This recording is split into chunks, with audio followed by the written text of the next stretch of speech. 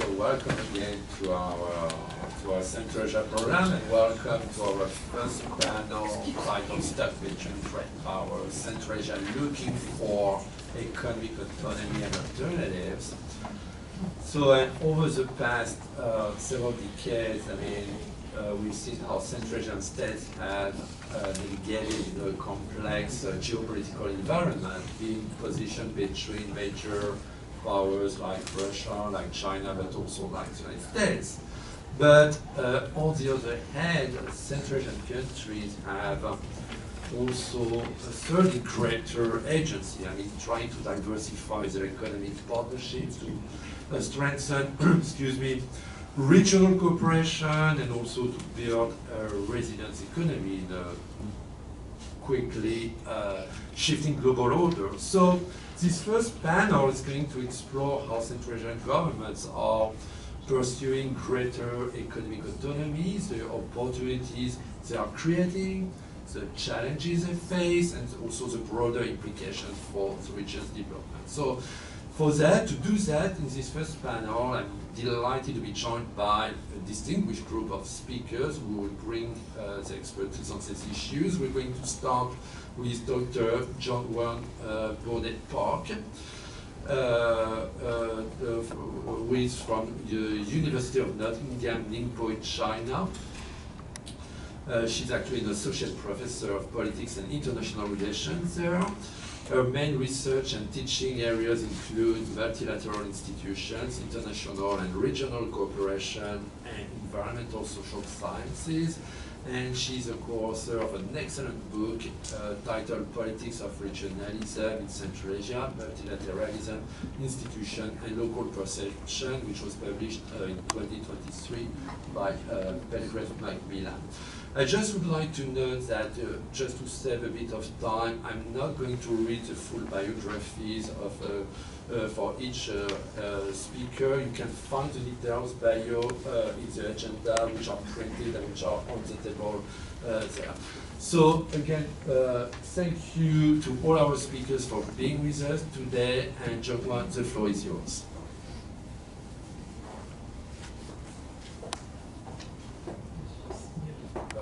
You need to unmute, JeongWon.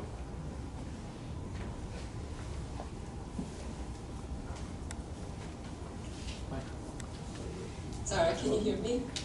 Yeah, we can hear you. Yeah. Okay, thank you. Thank you for giving Danial and me this opportunity to present at this workshop. Since we published our book together in 2023, we thought it would make sense to present jointly, although each of us is currently working on different projects.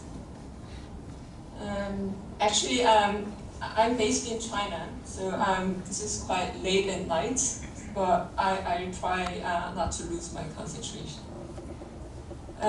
So this is the book. Our main research inquiry was how and by what forces has the current form of regionalism been shaped in Central Asia. To answer this simple question, we investigated not only the main features of Central Asia regionalism, but also the significance and implications of its evolution for securing the stability and reinforcing development of the countries in the region. As IR scholars, our main conceptual framework was regionalism, along with related concepts such as multilateralism, regional governance, and the role of institutions as mechanisms for cooperation. So briefly, whereas a region refers to a geographical cluster, regionalism can refer to a political and diplomatic strategy, policies, collective ideas, or collective actions and movements, social movements, etc. Also, in some contexts, regionalization itself is an important concept.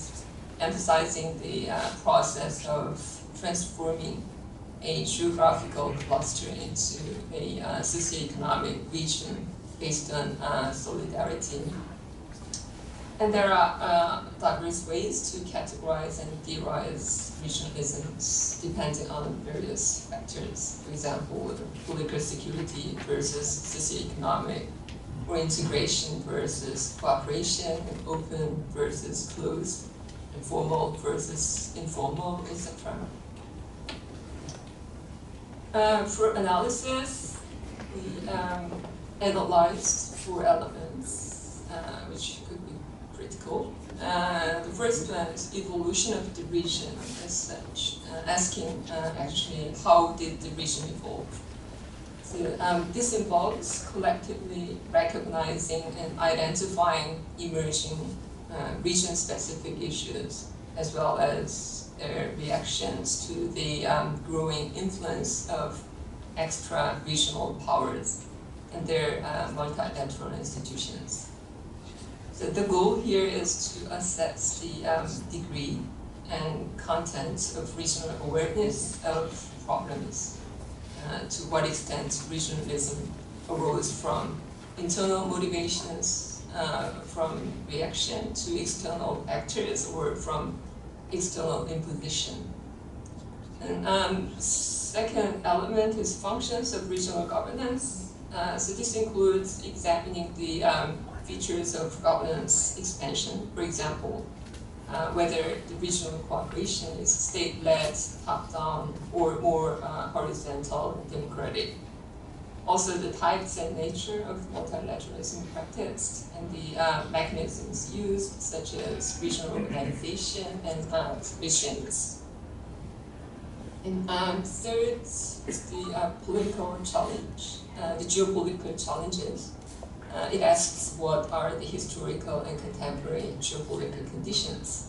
This dimension looks at intra-regional relationships and the interactions with extra-regional powers, assessing the degree of autonomy, interdependence, and hierarchy both within and beyond the region. And fourth, the shared vision, some kind of a degree of achievement of supranationalism, whether the regional organization or other structure achieved even partially a degree of supranationalism depending on the issues concerned. So this table provides a broad framework for categorizing different types of regional institutions that contribute to the overall construction of Central Asia's regional governance. And to conclude my part of the talk, there could be at least 3 pathways for Central Asian regional cooperation. Firstly, and perhaps ideally, intra-regional cooperation mechanisms based on previously existing bodies can be rejuvenated and strengthened. In particular, Central Asian Union, CAU, could be resurrected to closely communicate and cooperate with Central Asian civil society-led non-governmental public organizations and networks, such as CAREN, the Central Asian Research Education Network, and CADEP, the Central Asia Drug Action Program, and the CAREC, the Regional Environmental Center for Central Asia. So this would integrate the regionalization process both horizontally and vertically, in ensuring that the agendas focus on urgent regional matters. And the second possible scenario represents the opposite direction. The existing intra-regional institutions may further be weakened, while external powers such as Russia and China keep increasing their influence and division through their own types of multilateralism. And the third, well, there could be more, the third scenario would be further globalizing the current regional governance, expanding multi-factor diplomacy from more defensive to proactive multi-factor diplomacy, including widely, so ideally keeping a CAU-like intra-regional institutions that is core through consolidating more bilateral and multilateral relations with middle power countries such as Turkey, India, Saudi Arabia, etc. At the same time, inter-regional cooperation between Central Asia and regional organizations in other parts of the world could increase. So now I pass the screen to Danial, who will provide more concrete examples, updates, and policy implications based on his recent research. Thank you very much, JeongWon. Indeed, so we are giving the floor to Dr. Danial Saari with sharing, his presentation time with JeongWon. Just to give a few introductory words on Danial. So Dr. Danial Saari is affiliated with Almaty Management University. He has a Master of Economics, a Professor of Practice, and is political scientist internationalist. And starting this year, he will assume, or is already assuming, the position of rector at Next Gen Business Academy.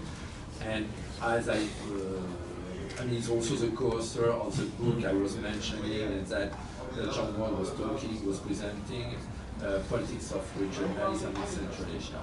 And Dr. Saari published in many academic journals, including Scopus Index articles. So, Danial, thank you so much for being with us today, and the floor is yours. Thank you so much. So I will continue talking about some foundations for strengthening the regional cooperation in the region. So we can go to the next slide. So we should somehow consider the geopolitical location of Central Asia between major powers, so Russia and China, and somehow the West, which is removed. But the presence of Russia and China is very strong. So since independence 1991, the countries of Central Asia were mostly focused on economic development, so they were not so much integrated with each other within different multilateral institutions. And even Russia was pretty much focused in the first years of independence and disintegration of USSR, mostly focused on the West and Europe and United States, but also somehow Central Asia was ignored. And just later, after Yeltsin, with Primakov presence, so we could see more focus on political penetration and presence of Russia to the region. And we could also observe the growing interest of China to the region and more economic. If we see from Russia more political penetration, and from China through different economic projects, and later ending up with One Belt, One Road project. So, and we can say that this integration of the countries, the regional integration was not so strong, and we can say that almost 30 years was spent on a certain kind of competition, rivalry, and so there was not a strong interest between the countries. And we can see that the situation has dramatically changed since 2016, after the death of Karimov, and the new president of Uzbekistan came to power, Mirziyoyev, and we can see that Uzbekistan became more open for regional engagement, and the situation has slightly changed, and we may see that there is kind of a certain difference also from formal and informal regionalism, and we can see that multilateral policies and strategies of the countries and multilateralism as a certain kind of analytical tool. We can go to the next slide. And so speaking about the internal and drivers, when we see that there is a certain kind of will of political elites for certain kind of cooperation, and mostly also vividly shown through economic and trade interests. And I won't say that the shared identity, like cultural and historical ties between the countries of the region are somehow shaping or becoming kind of key factors for bringing the countries to a certain unity. But they're not so, I would say, priority, and they're not so key important. Unless the economic factors are more shaping, more important, yes, and they have, and also the presence of the countries within the institutions of security, like the Collective Security Treaty Organization, which is run by Russia, and most of these institutions, they are with a strong presence of Russian Federation, and that's, of course, has a certain impact on the behavior and the manners of political, also decision process as well. We can move to the next slide. The Afghanistan factor made the region quite internationally important. I think it was kind of the first time, in history of the region that became so widely and globally shown, and so both as His Excellency Ambassador William Kirby mentioned about military bases in Khashikabad and Manas, so both in Uzbekistan and Kyrgyzstan, the West became quite well present in the region for this kind of proximity with Afghanistan, and so Afghanistan stays as a certain kind of border of instability for the region, and especially after the regime of Karzai, and so the American presence ended up in Afghanistan, so that's created lots of issues related to the refugee management, coordination, and different strategies, even are of Kazakhstan and Russia. They have changed dramatically their attitude towards Taliban, so they are quite often present at different events related to trade, so the situation has dramatically changed towards a state that was formerly considered as almost a terrorist.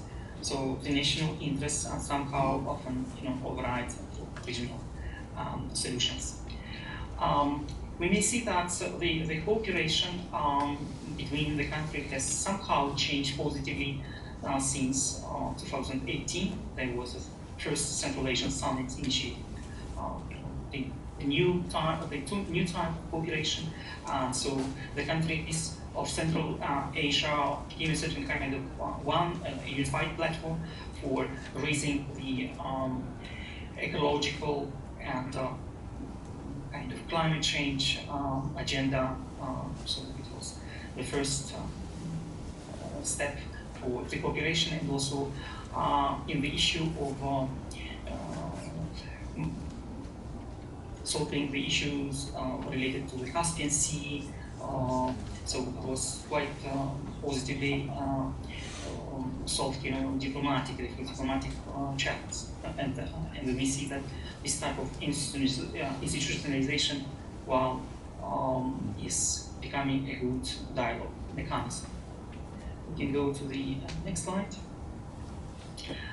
So speaking about the economic integration status, we may see that the inter-regional trade takes only 10%.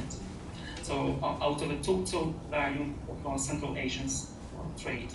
And China well, investments are quite huge. So it's 34 billion US dollars are invested through the One Belt and One Road initiative, and that's of course creates a certain kind of dependence of the region on China. We may see that even in Uzbekistan, the situation has changed seriously. So Karimov was quite against of the Chinese influence and presence in the region. So the region is now present through different transit corridors, and they're trying to enjoy for these opportunities, and that's, you know, somehow the economic interests are quite more important rather than political cooperation. So we can go to the next slide. So there are quite many, well, informal institutions in which we may see certain kind of trust and you know, networks, and also we may see that what we may have through different official political statements may differ from what we may measure while in different research about you know, the personal relationships. They somehow in the region are more important rather than formal arrangements. And the traditions, you know, they somehow have embedded and they may have influence on the cooperation patterns here in the region. And the public opinion may somehow differ from what we may see from official information. So, for example, in Kazakhstan, you may hear that we are very much pro-Chinese and very friendly with Chinese. And but if we go through some research related to the trust of, for example, Kazakhstani people, and there is sort of a skepticism and even anti-Chinese sentiments. You know, especially since 2016, when there was a question about our land, about the law on land. And so the formal structures, they somehow remain not well shaped compared to other regions. So we can go to the next slide. What the influence of the external actors on the region. So if we just take the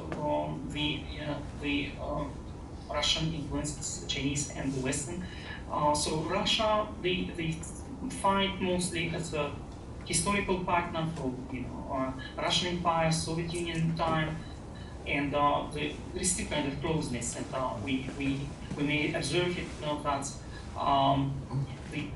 Even the regime and political government are quite similar, yes. And with China, there is still kind of a skepticism, and the West, I think here in the region they don't see as much as a model. They find it as highly appreciated in the sense of democratic values, standards, but they don't take it seriously, and they're not taking that as a certain model that could work, and they're becoming quite authoritarian somehow, from day to day. So I would find the West as a certain kind of balancing power that would somehow reshape relationships within the region, and that would somehow lessen the influence of Russia and in China so far. So still there is quite a strong power legacy and influence of Russia on the local politics at a different level, of course. For example, the case of Turkmenistan is quite different because they have a specific political behavior and more close. So China is becoming quite strong. So the stronger China economically, the more power it may have here in the region through different projects, especially One Belt and One Road initiative. So that's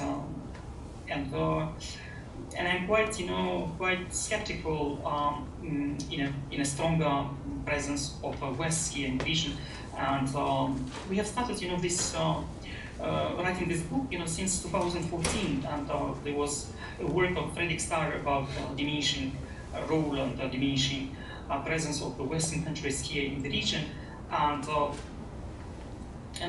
I would appreciate, of course, more presence and more engagement of the West here in the region through different programs, education, economic projects, research, and that would, of course, would have a positive impact. Daniel, I'm so sorry. Could you try to conclude in about 2 minutes?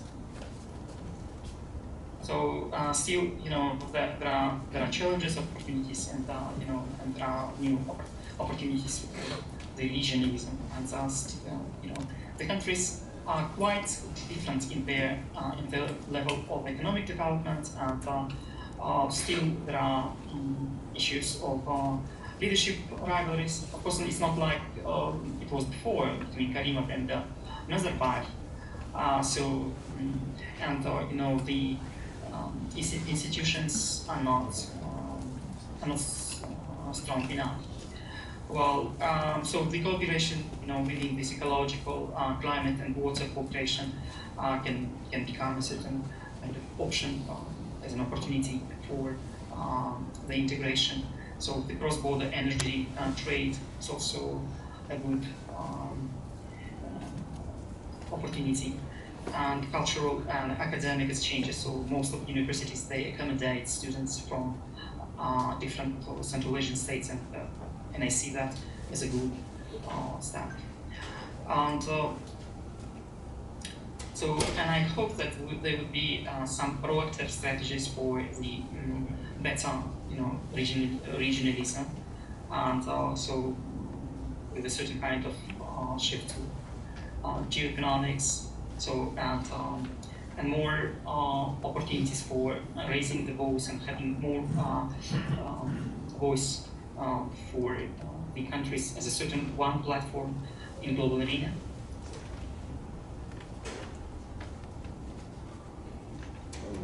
That's yes. So can you try to wrap up, Daniel? I'm so sorry. And the policy implications. So we may see that there is a certain kind of multilateralism, which is well explained here, and also the multi-factor foreign policy courses are somehow well explained here in the region, and the regional cooperation now is still somehow fragile, that are through some engagement run by elites may strengthen.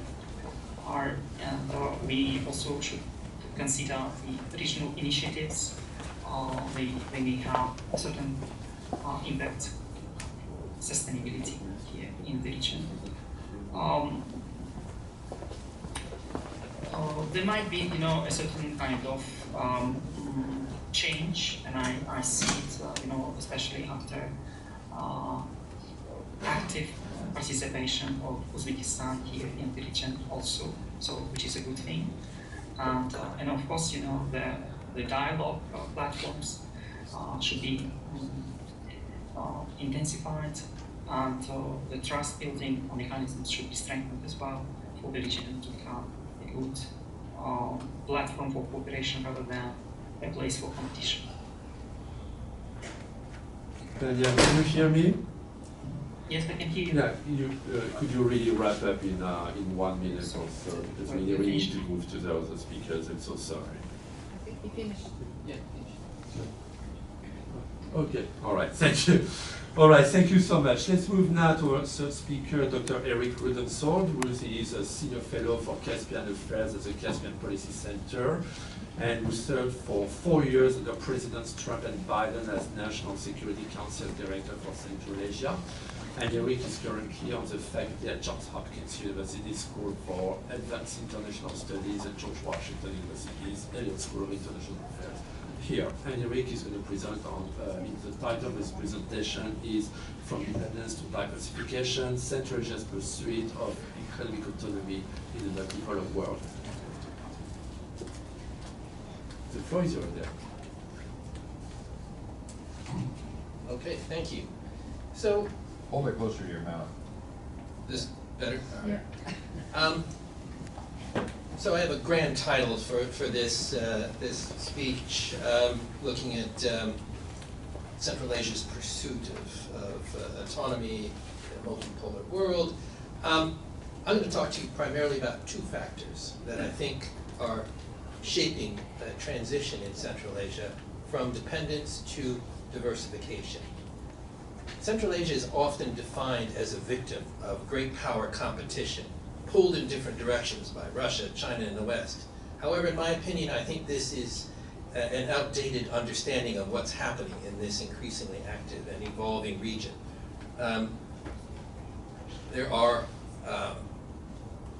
The advent of the Trans-Caspian Middle Corridor has reconnected Central Asia and the Caucasus, and it's highlighted the importance of this new and now already consequential trade network. The creation of this corridor will enable the region to develop a critical minerals industry that will enhance the broader region's economic sovereignty. 3 years ago, we did not speak of Central Asian sovereignty in any meaningful way, but Russia's 2022 invasion of Ukraine, a full-scale invasion, disrupted trade between the Central Asians and their traditional partners. It upended their banking systems, and it highlighted the region's economic dependence on Russia. The war also underscored Europe's dependence on traditional routes that run through Russia. And I would, picking up on the notion of climate change, I think there's climate change in the thinking of the Central Asian leaderships, that something needed to change. And the multimodal Trans-Caspian Middle Corridor, which did not exist before the start of the war in any real capacity, now exists and is growing exponentially each year. The Middle Corridor combines a flexible network of rail, sea, and road transport systems, providing, again, flexibility for markets in Central Asia, the Caucasus, and Europe to enable cargo to ship rapidly, even to be redirected or based on the demands of various seasonal interruptions or even geopolitical conditions. The war in Ukraine and subsequent sanctions have shown Europe and the Trans-Caspian region, the Caucasus and Central Asia, the urgent need to diversify supply chains, to avoid secondary sanctions, and to develop new, reliable route options. The Middle Corridor is just that alternative, an opportunity to bypass Russian-controlled territories while maintaining efficient and cost-effective trade between East and West. Certainly, as Ambassador Courtney mentioned earlier, the economic situation in China, and I would argue the economic situation in Russia, does not, it doesn't compare to what it once was. There are numerous now European bilateral commitments that are focusing on the Trans-Caspian trade route and investing in it at levels far beyond what Russia was able to do. And I'll pick on Bulgaria for once, because nobody talks about Bulgaria, but just recently they announced a massive $1.8 billion bilateral investment in the Middle Corridor's railway network, which will connect the Baku-Tbilisi-Kars rail line to Serbia via Bulgaria through a modern, high-speed rail system that will expand the Middle Corridor into the heart of Europe, connecting directly to the Trans-European Transport Network, the TEN-T. Underscoring the growing commitment from European partners to support this transformative trade route, these investments signal a new era of collaboration with countries across Europe, Central Asia, and the Caucasus, increasingly working together to ensure the success of the Trans-Caspian route. It's tying into Europe's own multimodal transport network. It has the prospect of sustainably linking Central Asia and the Caucasus to transport flows of people, goods across Europe and through the reaches of Asia. the Middle Corridor finds itself connecting China's Belt and Road Initiative to Europe's Global Gateway Initiative. It is at the nexus of the two. Both are trade development efforts on massive scales with billions of dollars for investment. The BRI focuses often on hard infrastructure, whereas the Global Gateway Initiative does both soft and hard infrastructure. Bridging these two growth initiatives, the Middle Corridor has not only found its legs, it's learned to walk and is actually now starting to run. I cut out a ton of data, which I mean, anytime someone's up here and starts spewing numbers, you can never write fast enough. If you want data on the Middle Corridor and its expansion, I'm happy to give that to you offline. By contrast, there are a lot of other global trade corridors that are being discussed and the potential of them. Most of them are still on the drawing boards. There's IMEC, the India, Middle East, Europe Economic Corridor, that's supposed to bring BRICS and G7 together. It still requires significant investments and agreements. The North-South Corridor is going to link Russia to the global South through Iran and the global sea lanes, but it's hampered by sanctions and just a range of limitations. There's the Iraq Development Road, which aims to connect Asia to Europe, but Iraq's unstable political situation really doesn't bode well for investments by the Gulf states, Europe, and others at this point. So there is a critical need for transportation that works. If you want to move goods from China across to Europe by sea, it's 60 days. Anything is almost better than that, but safety and stability is key. So the Middle Corridor and its continued expansion is a game changer. It's also more than just a new path for trade. It provides a critical avenue for securing the economic sovereignty of Central Asia and the South Caucasus. For decades, these countries in this region have been seen through the lens of geographic location, post-Soviet countries that are situated at the crossroads of major global powers, often regarded as transit zones subservient to the needs of the economies of their large neighbors.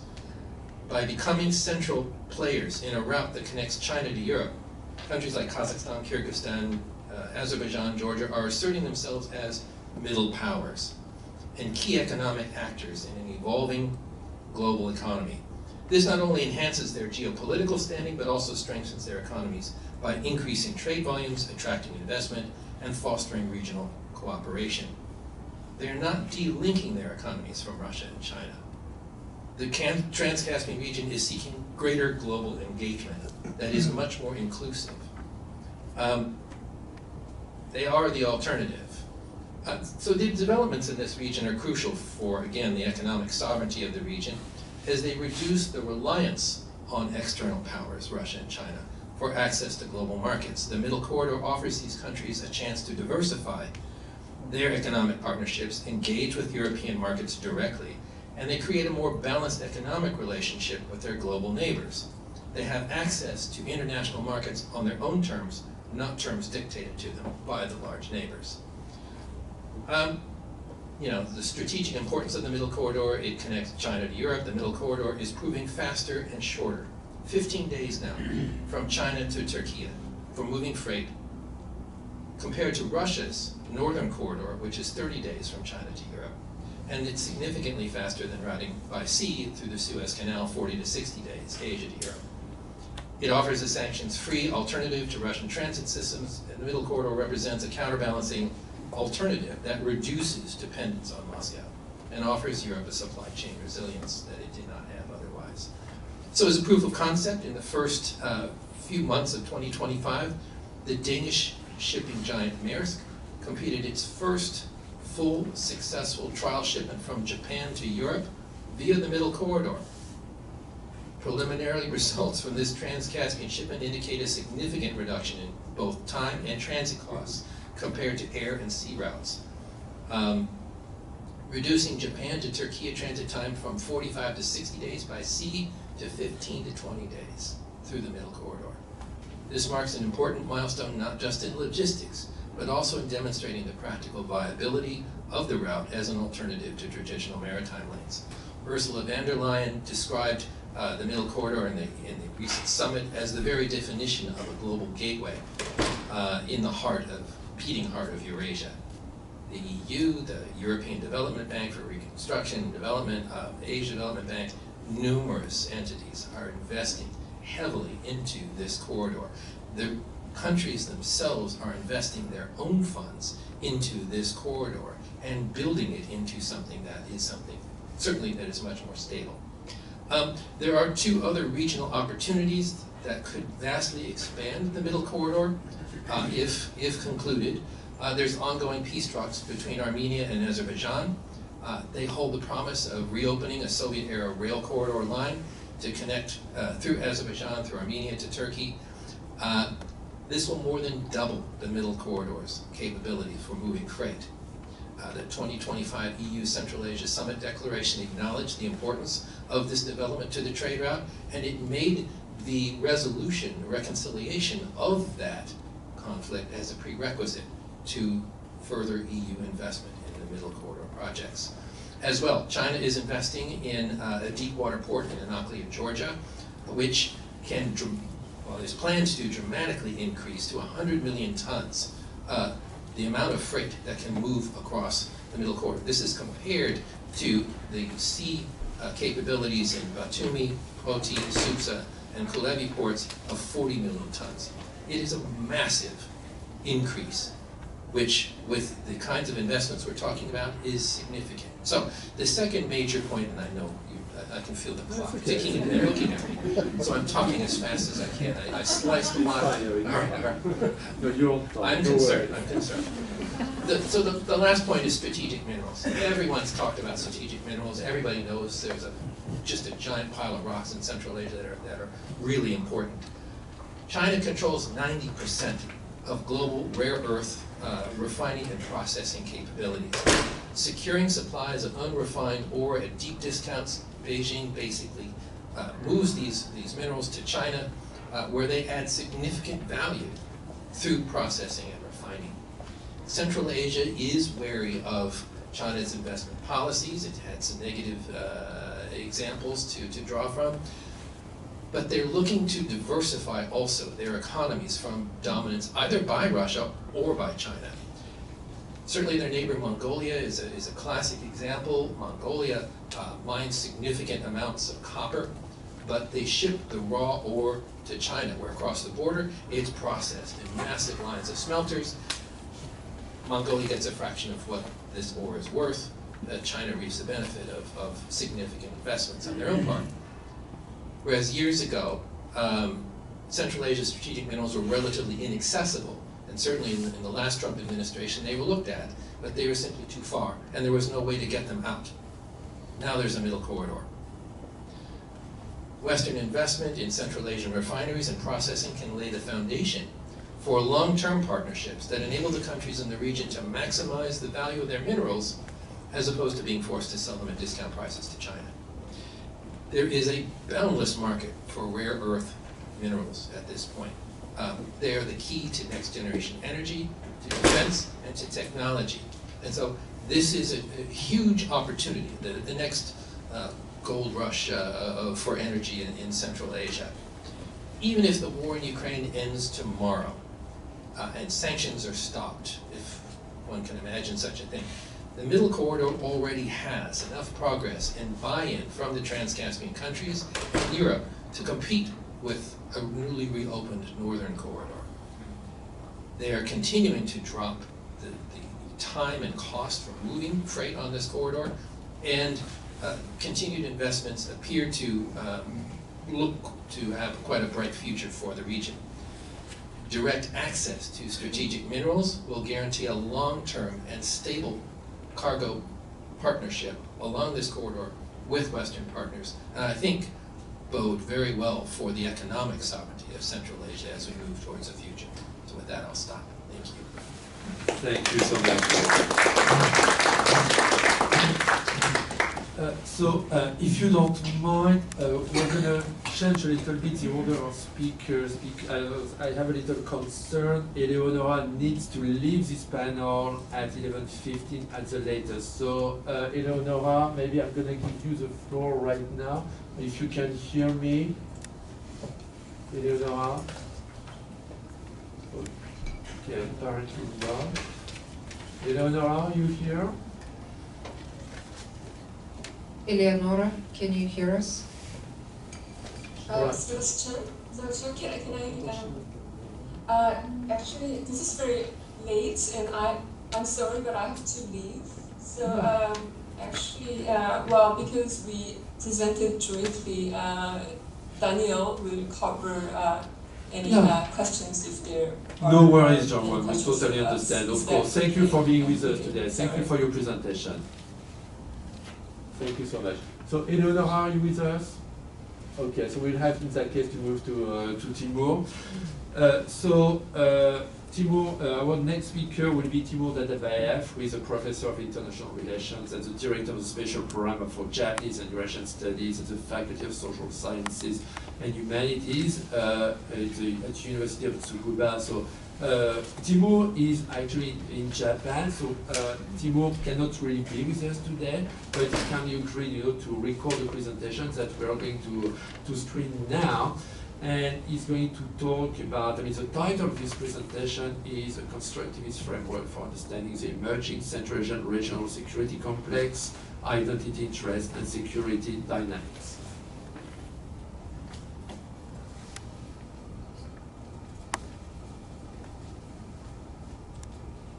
Hello, my name is Timur Dadabaev, and I'm a professor of international relations at the University of Tsukuba in Japan. I would like to thank Sebastien, Peyrouse for giving me this opportunity to share my ideas with you through the video format. I would like to talk very briefly about the constructivist framework for understanding the emerging Central Asian regional security complex, identities, interest, and security dynamics. My today's presentation is going to be based on our forthcoming paper, co-authored with my colleague, Dr. Akram Umarov, under the same title, to be published from the International Affairs in the next couple of months. So for details of my presentation and for details of my, the analysis, please address the paper as mentioned here. Now, the puzzle that our paper deals with is the following. We see and observe the shift in security anchors in Central Asia, moving from Russia towards the free and open Indo-Pacific strategy championed in recent years. So, as you well know, the security issues in Central Asia have been narrated throughout their 30 years history by focusing initially on Russia as the main security provider in this region in the early 90s, slowly shifting towards Turkey, possibly replacing or complementing Russia as the security actor in this region. Then discussions also shifted towards Shanghai process of 1993 and onward, all the way to the formation of the Shanghai Cooperation Organization in 2000s. With the latest initiative discussed are the Belt and Road Initiative, launched in 2013, and which is considered to be not only the scheme for economic cooperation, but also which has certain elements and implications for security considerations in this region. And the latest one, which is not as frequently discussed, is the free and open Indo-Pacific strategy of 2016, initially launched and pioneered by Japan, supported by the United States, India, Australia, and others. And the latest scheme emphasizes the regional ownership, ASEAN-style multilateralism, C5+1 schemes of cooperation, free trade, interdependence, good governance, and other features. As a result, we see several framings offered to Central Asian states in considering the formats in which they would shape, their understanding towards security and interactions within this, the security, regional security complexes. So our paper deals with the basic question of what are the underlying logic and features of the new regional security complex being constructed in Central Asian region. What are the ways, if any, in which the Belt and Road Initiative, championed and pioneered by China, relates to the shifting security dynamics of Central Asia. In what ways does this initiative serve as an alternative framework to the Indo-Pacific strategy, if any? Now, the narratives in regard to the security issues in Central Asia have often been discussed through two main theoretical lenses, and these are realist and neo-realist ones, which focus on dominance and great power rivalry in this region.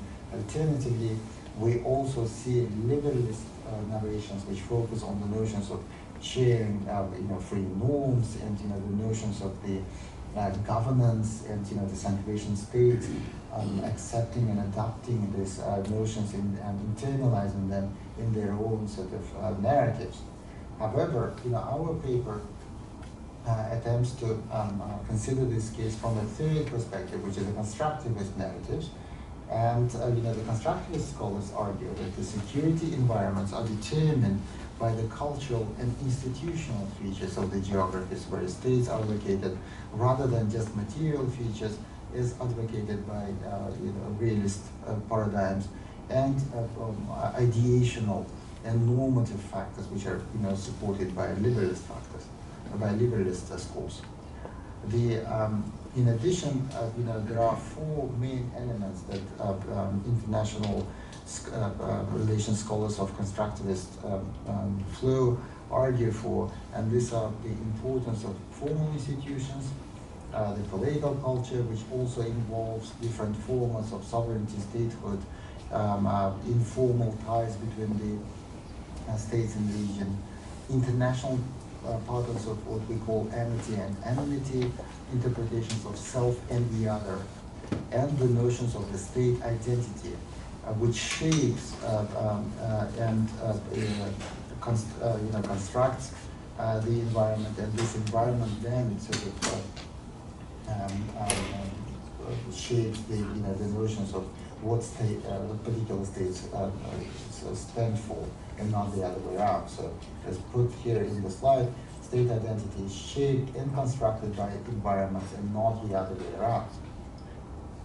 Now, as a result, the way we see a regional security complex in this region, in Central Asian region, from the constructivist lenses, emphasizes four main elements. The importance of historical narratives, Central Asia being part of the Soviet legacy, but also, pre-Soviet, cultural sort of and historical narratives which play a very important role in shaping the identities of contemporary Central Asian states. The notion of cultural identity, the shared cultural and religious identities of all Central Asian states, which affect their understanding of security policies and alliances. The importance of movements and practices. The regional organizations generate and promote certain norms and practices that shape how states address security threats collectively. And we see a number of regional, formal and informal associations that Central Asian states are engaged in, and that informs, this kind of engagement informs the understanding of Central Asian states in respect to how they need to pursue their own regional security policies. And finally, we also emphasize as one element of the environment for Central Asian states in shaping their security related policies is the importance of the external influence. The interactions with Russia, China, but also other countries, which inform the understanding of the options that Central Asian states have in their selection of the policies that they can choose to implement in their own countries. Now, there are four main arguments that our paper makes. The first argument that we make in our paper is that the regional security complex in Central Asia is post-Soviet normal. While previous studies, for instance, Busan and Weber, treat Central Asian region as a sub-complex of post-Soviet regional security complex, with Russia being the backbone of security in this region. we claim that the issues of security in Central Asian region are no longer dominated by these post-Soviet dynamics. On the other hand, the understanding of Central Asian security by regional governments shows signs of increasing reliance on a variety of relationships with different powers, which include China, but also other non-regional states such as Japan, South Korea, Turkey, European Union, and others. The second argument that we make is that Central Asian position is the position of actor and not a buffer anymore. So we argue that Central Asia is in a process of constructing a new independent regional security complex, which does not need to be regarded as a buffer zone for between the different great powers. Central Asia is attempting to place its own understanding of regional security complex, which would which would enable it to play the role of the actor.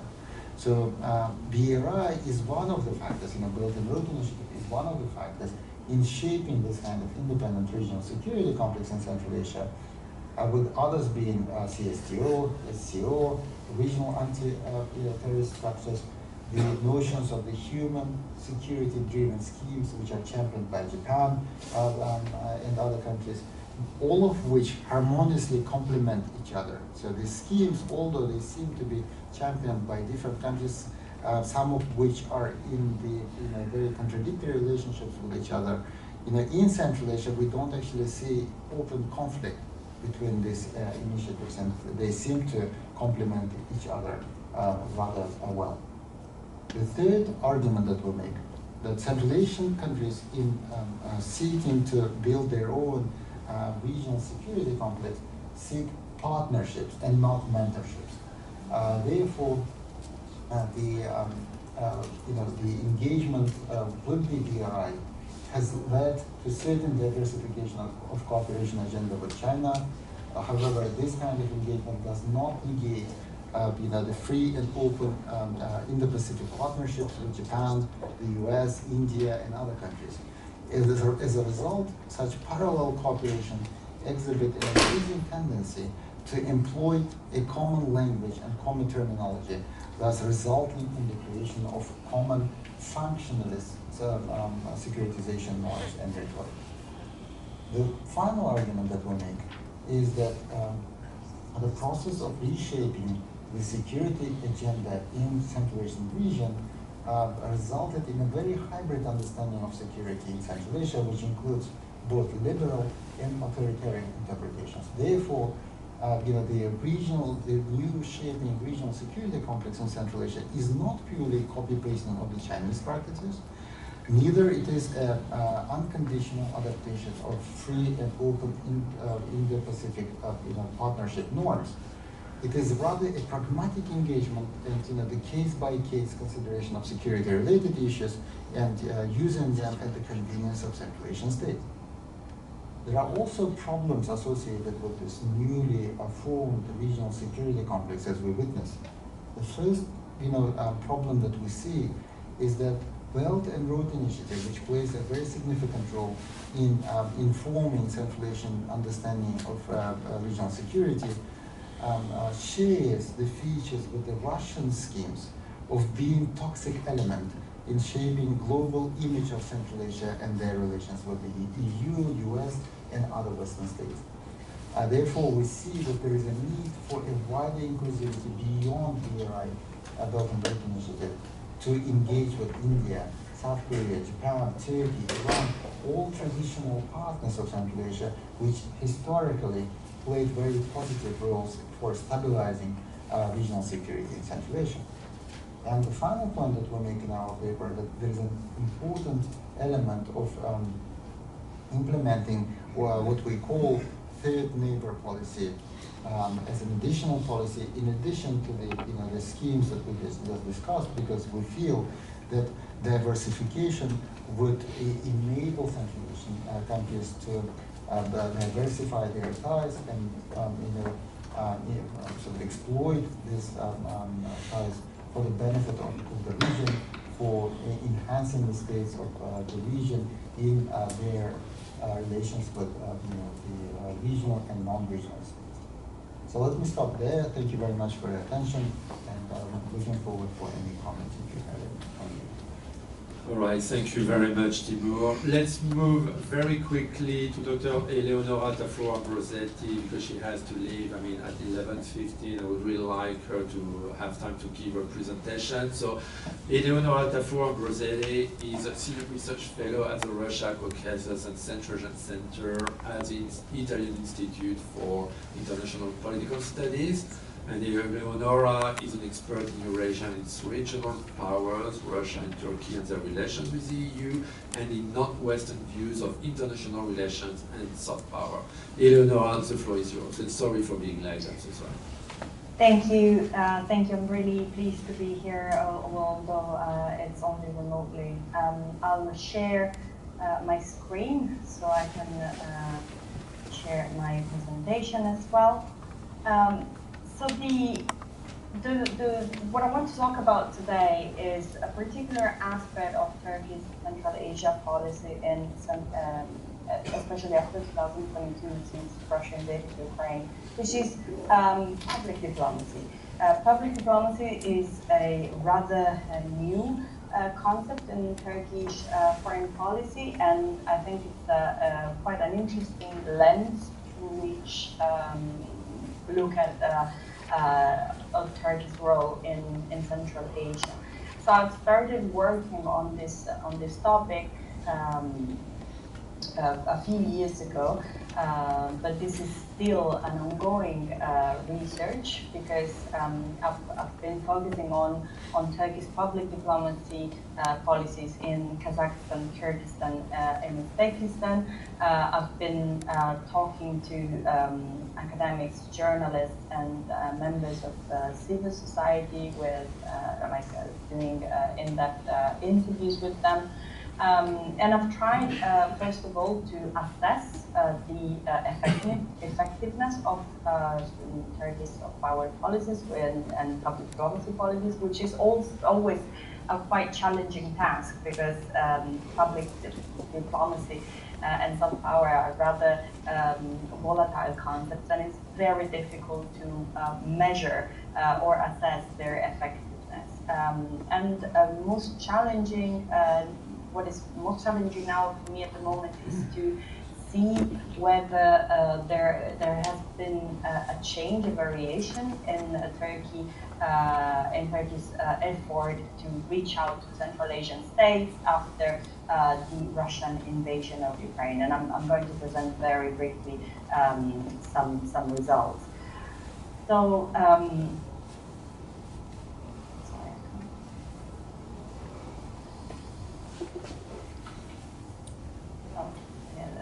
So public diplomacy, as you know, has been a concept that has been around for some time in international relations. We have different definitions. There's a narrow one, the classic one, which is basically looking at how sovereign states communicate with the public in other countries to sort of construct a brand and to promote national interests. And then there is a broader definition, more recent one, that includes also non-state actors, so not only governments, but other supranational organizations, companies, NGOs that contribute together with the government to communicate and engage with foreign publics.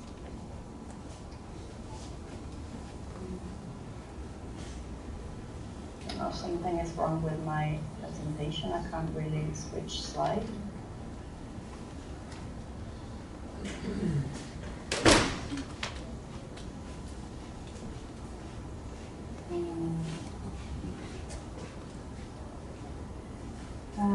Yeah, I'm sorry. I'm having an issue with.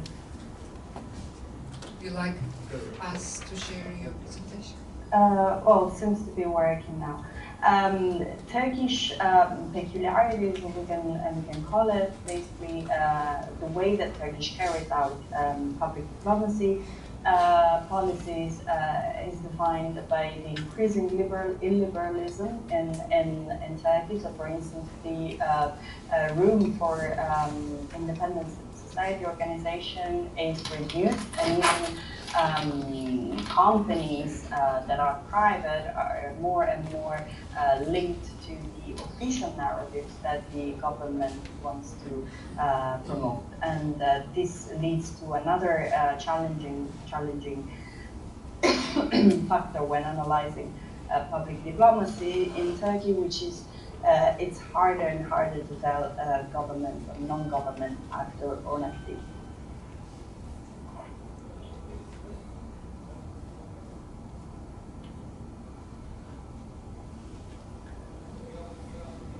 So in what follows, I'm going to give an overview of state and non-state public diplomacy actors in Central Asia, very briefly.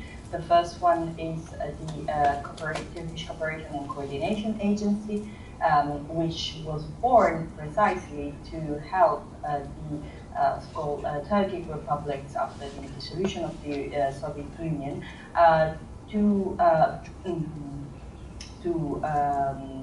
develop economically,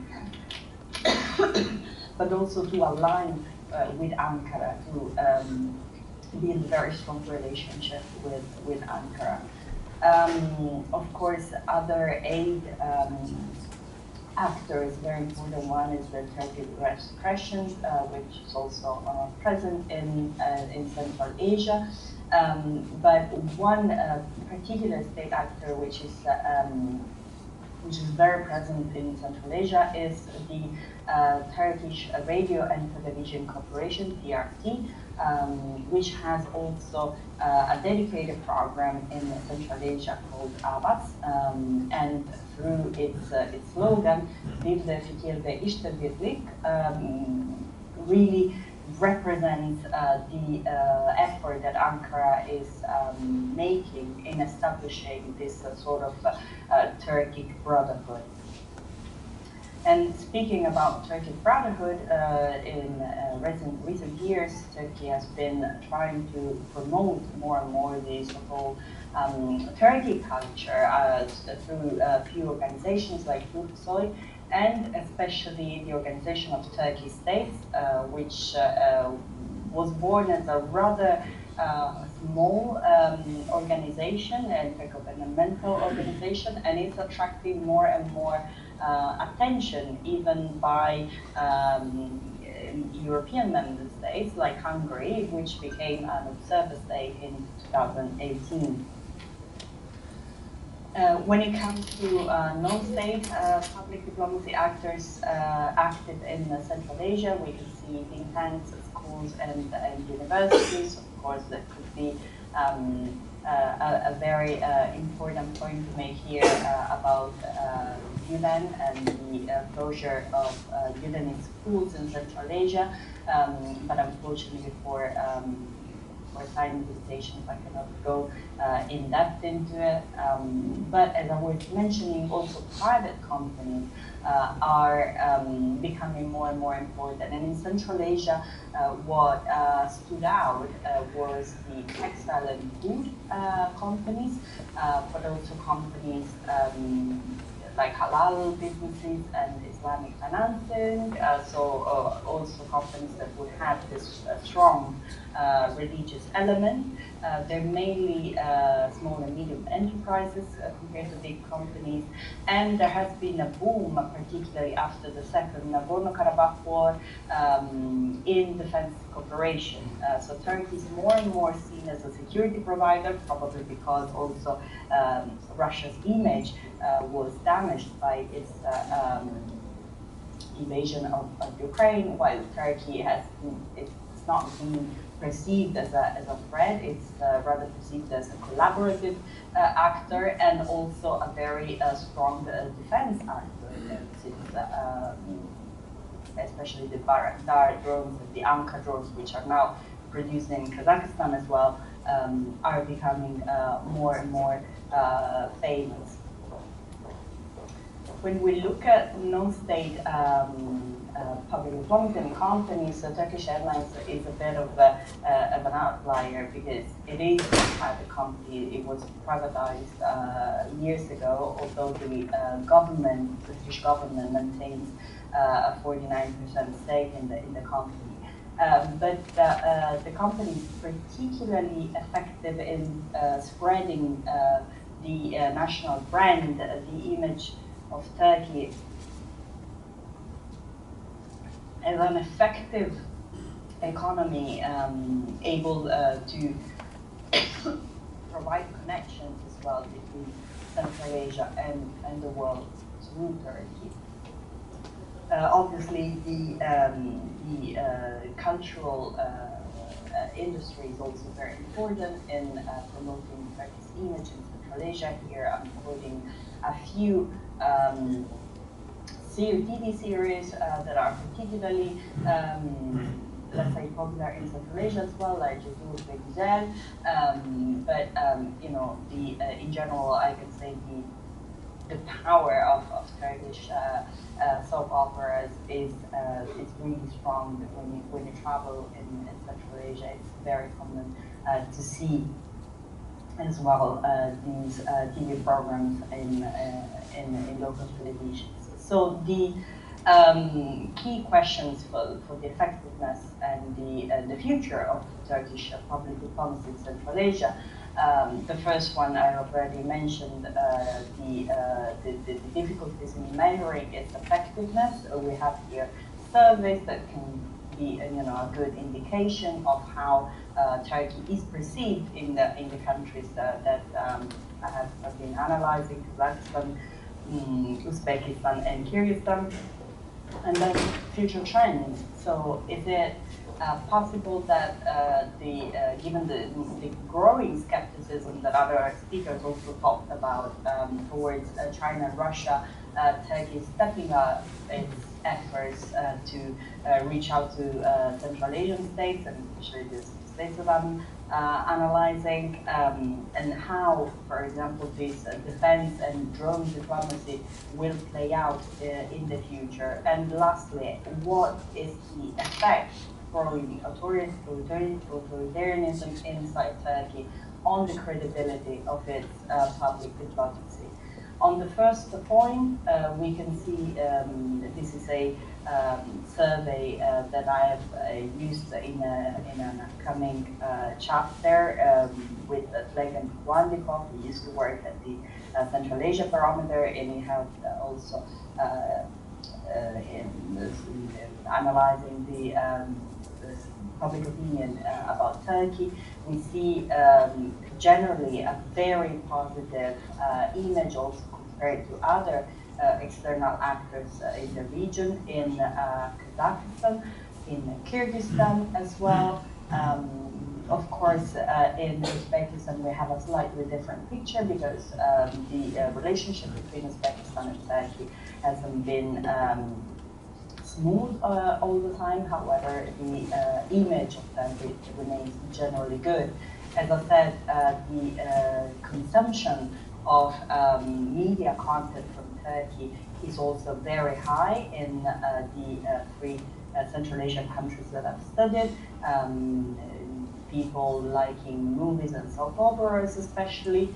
And if we take trade as well as an indication of both the effectiveness of public diplomacy and as an indication also of the growing involvement of Turkish companies in the Central Asian markets, as also a way, a coordinated strategy with the Turkish government to also promote Turkey in the region, we see that Turkey, the trade turnover is also growing compared, for example, to 2019 before the invasion of Ukraine. We have 2023. We can see there is a steady growth, although of course Turkey is definitely not an important trading partner like Russia, China, or the EU.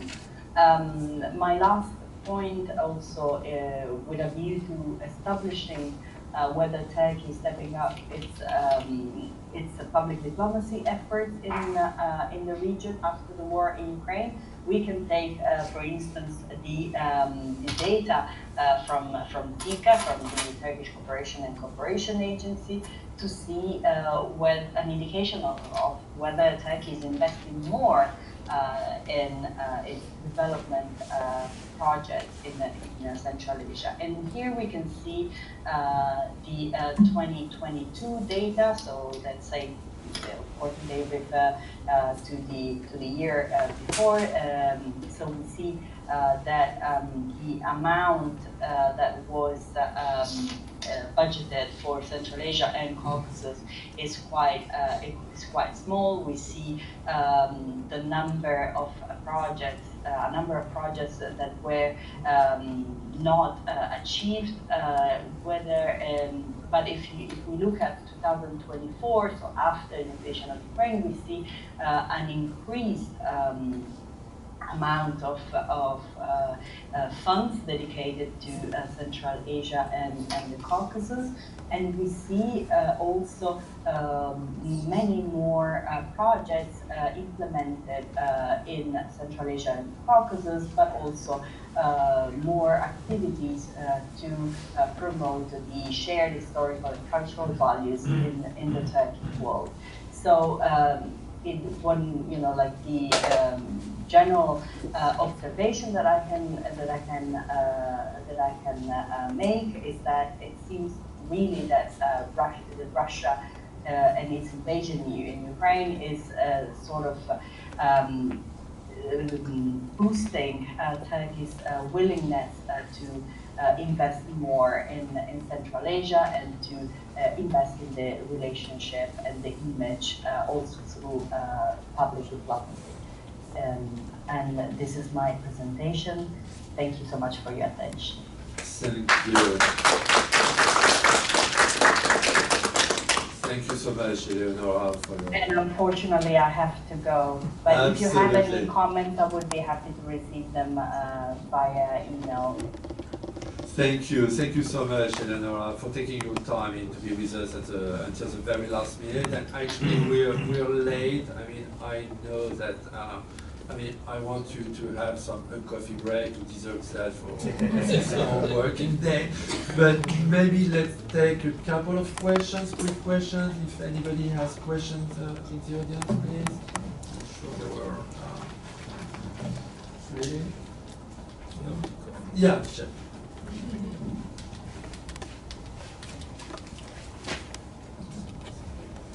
Thanks. I'll take advantage of having your desk a question of Eric Rudenshiold. You talked about how the middle corridor would continue to be competitive, even if there were a reduction or an end to sanctions on Russia and a reopening of trade through the northern corridor. Could you? I know you were sort of hurt, but could you break that down a little bit and talk about the numbers and sort of how a reduction or removal of sanctions would affect the competitiveness of potentially the trade volumes along those two routes? Sure. Maybe let's collect a couple of more questions. If there is any other question. I just add a quick question to Danial on regionalism because we've seen over this past decade, some growing nationalism in Central Asia, in Kyrgyzstan, for example, or in Kazakhstan, and I was wondering to what extent this nationalistic agenda could limit perspectives of deeper regionalism in Central Asia. To what extent this could impact it? Thank you. Yeah, so there is a certain kind of trend for a greater nationalism in the region. So, and you're right, both in Kyrgyzstan and in Uzbekistan and Kazakhstan, we may see a certain kind of trend for the nationalism, but still it's not a certain kind of barrier that can hinder the cooperation between the countries, but it is a kind of a new phenomenon in the region.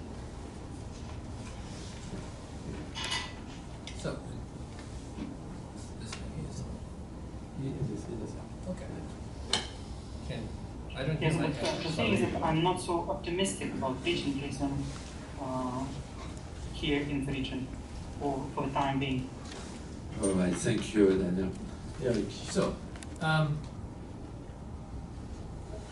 would say beyond just mere numbers of trade volumes, the countries in Central Asia and the Caucasus particularly have found a lot of utility in working with each other, and you know, arguably the volumes of trade along the middle corridor in 2024 showed that 95% of the trade was actually taking place within the region itself, the 8 countries.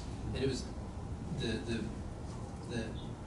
misapprehension that the middle corridor is some kind of superhighway for China to move goods to the West.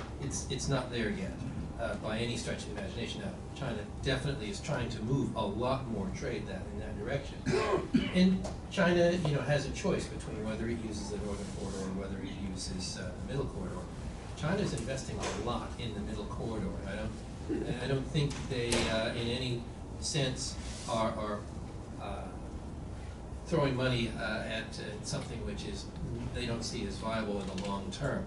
They're expanding the Korgos dry port recently. They had to close it because there was so much volume that they wanted to move in that the trains just simply stacked up. So they're expanding multiple dry ports to move across. As I say, the investment in the Anaklia port on the other side, China sees the middle corridor as I think certainly an opportunity to inject its own funds and to capitalize on its own interest. But as we see the volumes of trade in the region increase, they have, from 2022 to 23, we've seen a doubling of trade across the middle corridor. 23 to 24, another doubling. The predictions now, you know, are really sort of almost limitless at this point. And I'm happy to give you some direct numbers afterwards. But I think from the 8 trans-Caucasus or trans-Caspian states, there is a very strong desire on their parts, and one of the reasons that they're investing their own funds into this is to diversify. They don't want to trade the primacy of their own sovereignty at this point, which they seem to be getting back while Russia is so badly occupied.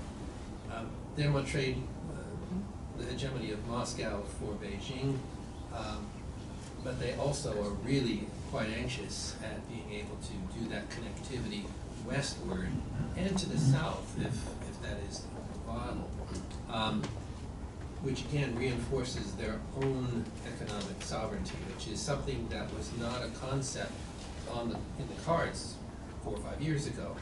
Now it is very much, you talk to the leaders in these countries, it is very much on point. It is the target of what they're investing in and what they're aiming for. So you look at investments, long term, I think this corridor actually has a tremendous potential at this point. Sorry, is it a question or a comment? Comment. Do you want to add anything, Daniel? Should I reply or no? No, not really. No. Don't need to. I mean, if you want to, you can. Yeah, but you don't need to. Yes, so there is a strong influence of China and presence. You know, if you just take into account, you know, the projects, it's not only the one belt and one road. And you can see, for example, the number of those who would like to study Chinese here in the region is increasing, you know, very rapidly. And also the marketplaces, the number of marketplaces here in the region is also increasing from you know, China around. So that might bring, well, a very strong influence of China in the region. Thank you, Daniel. We're going to take maybe one more quick question here, if you can, because we really need, I mean, coffee. Right? Thank you. My question to Eric Rudenshiold regarding minerals you mentioned in Central Asia and its potential How you think, like, now we see how current political leaders of US are treating Ukraine regarding their minerals, and do you think that Central Asia might be the second target for mining minerals from Central Asia to Western countries, and which is really disturbing also for Central Asians? What do you think? How to do it to collaborate so that both parties benefit from it, both Central Asians and Western countries? It's a great question. Obviously, the situation in Ukraine, I think, is quite different than Central Asia, because you have a peace process with the involvement of Russia. There's a lot that I think occupies this White House in the process. I think strategic minerals are kind of a cat's paw in that process. But with Central Asia, I think it's quite a different story. We did a policy paper specifically looking at the opportunities for strategic minerals, and in Central Asia, even the Caucasus, there's actually quite a lot. And if you look at most of the opportunities in Ukraine, they are what's called greenfield developments. They are beneath the surface, and you have to find where these deposits are, then you have to do a mine. That takes years to develop. Then there's the whole idea of refining and processing, which is more advantageous to do there than here in the United States. We don't have those capacities here in the US either, so that has to be constructed. That's potentially in parallel with the development of mines. But in Central Asia, you actually have mining already being undertaken for many of these minerals that are already, I should say, are already processed. So there it's more the capacity of developing the refining and investment in refining and processing, which the Central Asians are quite interested in. I would argue that this is potentially a real project for not DFC, but Exxon, because they have an offtake potential that really could work. So financing, it's employment for the Central Asians, it's independence for the Central Asians, because otherwise their only option is really to sell to China. This would increase their profitability. The United States, as we've seen by this administration, is looking for partnerships with secure offtake that I think Central Asia is kind of made to order. Again, before, this was not a viable option. It was simply too far, you couldn't get it out. We've seen yellow cake, uranium, unrefined uranium, move across the middle corridor. I mean, that's sort of the worst, the most difficult thing to imagine. That's already happening. We see processed materials starting to move across the middle corridor. So I think it's very doable. The question is, of course, the investment and the partnerships, and we'll see. This is the 10th anniversary of the C5+1 process. Who knows what the administration may be looking at. Thank you so much. I'm really sorry. We need to conclude now, so please join me to thank our speakers.